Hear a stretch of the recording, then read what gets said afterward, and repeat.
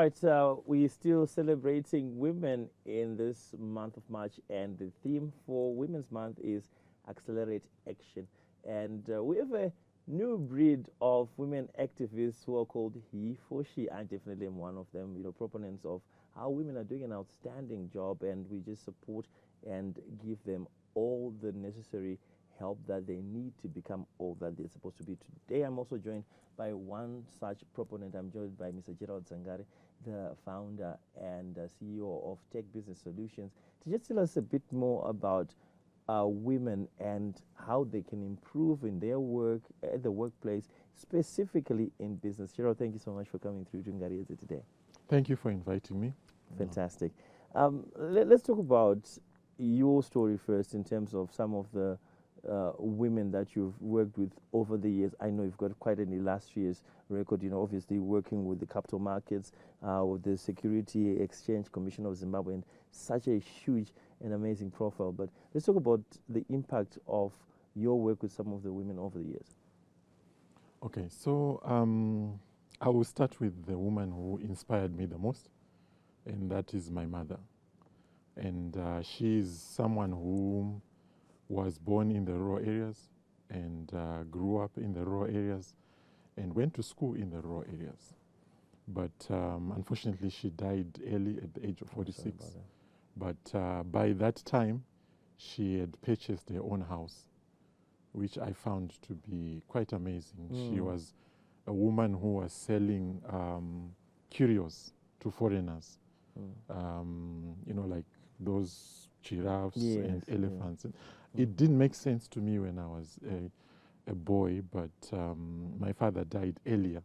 And so she had to have that business in place so that she looks after us. So the role that business played at that micro level brought not only food to the table, but even education for us as children.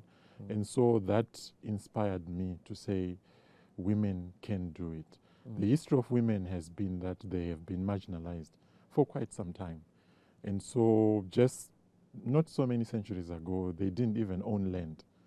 But now things have changed so much that they are beginning to create wealth and they're beginning to participate in business. So it's quite exciting. Absolutely. And speaking about that creation of wealth as well as investment literacy, in your repertoire and your experience, from obviously the Security Exchange Commission of Zimbabwe as well as the capital markets, what role do you reckon women play in terms of wealth creation and financial literacy? In terms of wealth creation, in my own personal experience, I've seen that women are better custodians than men of finance than men. If you look at, in Shona we say mushamkads, right? And that's the financial manager really taking care of the family. So it is very important that we acknowledge that role that women play in raising the family. And in terms of business, the prudence of business and also just the cash flow management is better with women because their priorities are more not on them, but for the sake of others and for the sake of the family. So having gone through my own business experience, being in the capital markets, and also running my own business, I've discovered that when it comes to investing, the investment that most women have done initially is to invest in themselves. That is to build up their skills, because the traditional family did not prioritize education for the girl child. They emphasized the boy child. Right. So already they were at a disadvantage. So those that are coming through now have got a point to prove that as women we can do it. And there are organizations in this country, even listed companies, that are being run by women and that are doing very well. Unfortunately, I can't mention their names because of, obviously. but they are there.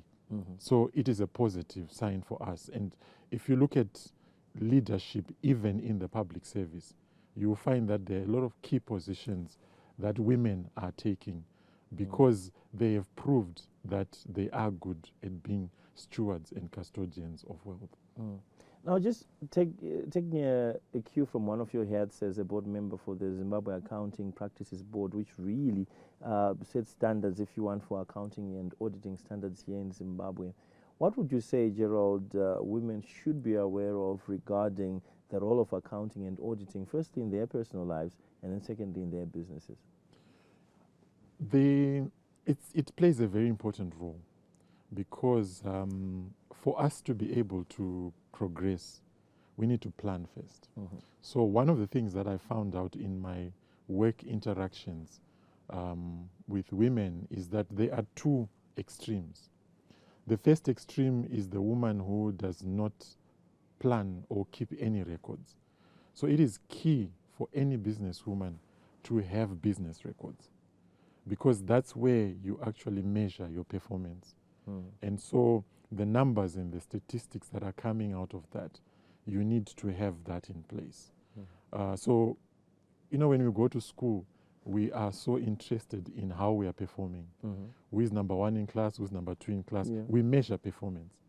But when we leave college, suddenly we're not interested in how well we're doing.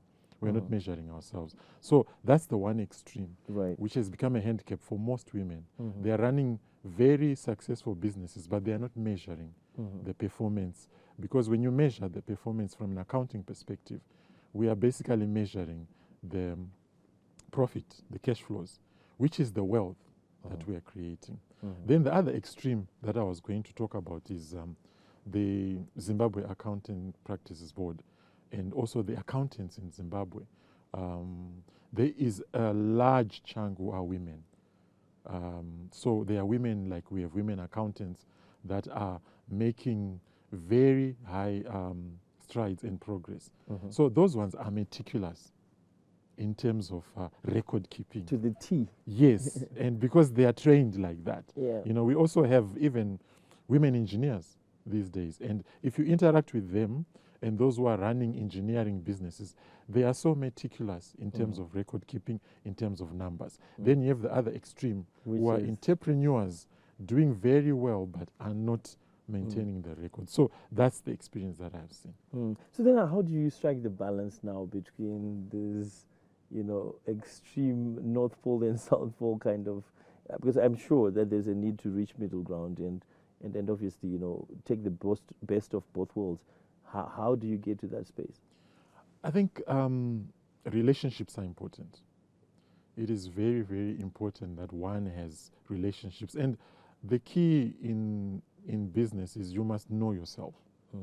And for you to know yourself, you must introspect to the point where you know what your weakness is. So if your weakness is record keeping, business, then look for another woman who has a strength in that. Okay. So there's a synergy. Yes. I've advised a lot of women who are doing well that they should set up a board for their organization. Because you can't be an expert in everything. That's true. And you can't be strong in every area. So if your weakness is in terms of accounting, in terms of compliance with tax issues, you get someone, another woman, who has got that strength. So if the entrepreneurs who've got these brilliant ideas and who are making this progress can then connect with the accountants who are also women who have this skill of bringing together the records and the measurements, we put that together, women united, it will be something else. Unstoppable. And I forgot to mention when I was introducing you that one of your hats is that you're an author as well, and you penned together a book titled Master Business Actions from the Bible. What key life lessons, key business lessons would you say the Bible gives to women with regard to this? So I'm a Christian, and the problem that I've seen in terms of Christianity is that we tend to separate it from business. Right. Yet business is actually our life, because that's what we live by. We have to create wealth, we have to earn income. So the lessons that women can learn is that we are custodians of what God has given us, and we are supposed to manage it effectively.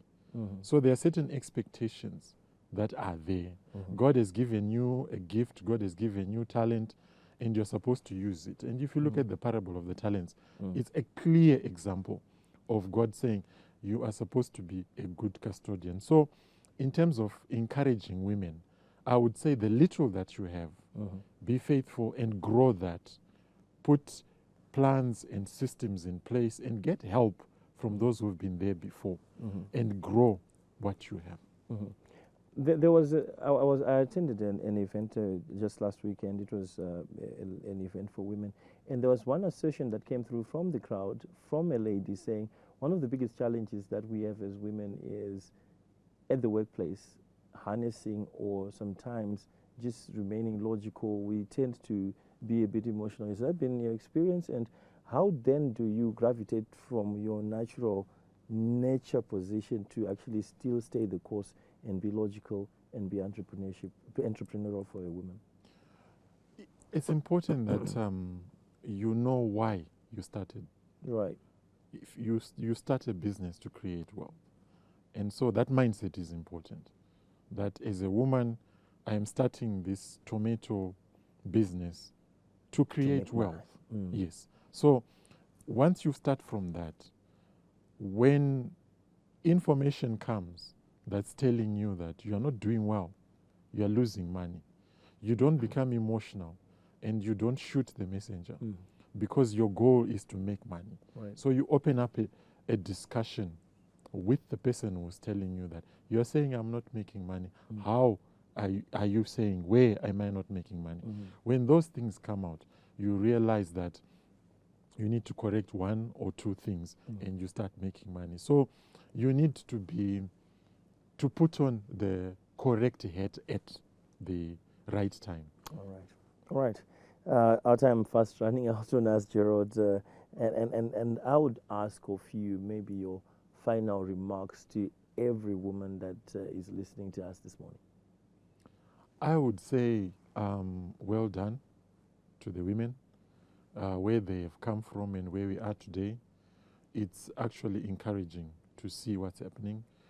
I would say there is need for more collaboration among women.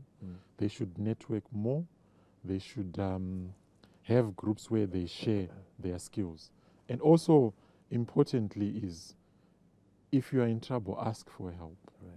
If you're in trouble, ask for help. Those are the words coming through from Gerald. His final remarks as we've been having a conversation around women in business and some of the other things that are critical in terms of empowering and improving businesses run and led by women. So we take a short break. We'll be back with more. To stay with us.